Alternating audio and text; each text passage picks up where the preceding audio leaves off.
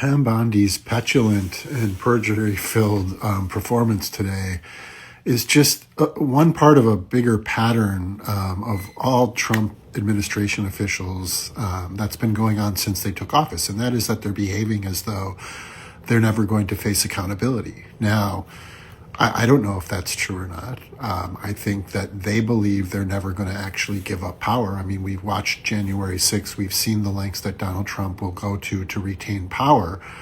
We've seen the kind of unitary executive theory the Republicans have been hyping for decades, which concentrates all of the power in the hands of the president. And so we have to understand that we're in for a massive fight, right? Regardless of the midterms, this is an existential battle for American politics, right? That you know, old wisdom would be, oh, there's going to be some sort of accountability. We live under a system of law and order. There's checks and balances, but are there? We have to prepare for the fact that they are not going to surrender power without a fight.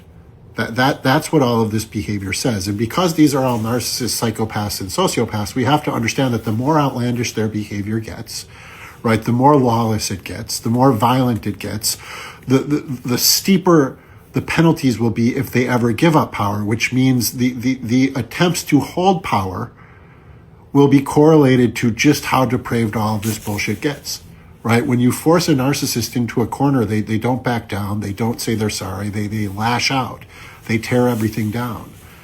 And so, you know, we really have to see all of this clearly, that everybody talking about, you know, she's perjured herself and, you know, if there's no accountability, the rule of law is over. The rule of law is fucking over, right? Joe Biden put a huge dent in the rule of law when he decided to appoint Merrick Garland, who dragged his feet and didn't even prosecute Donald Trump for the insurrection we all watched on television.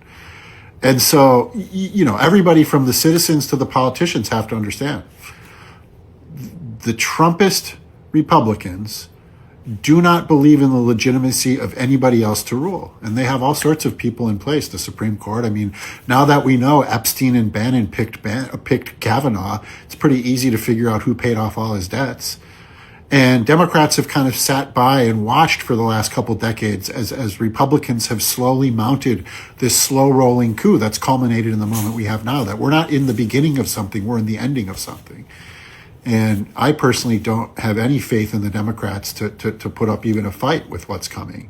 And so I hope I'm completely wrong, but all of their behavior screams they do not plan on giving up power, because to give up power would put them all in jail. And so this is going to be a battle.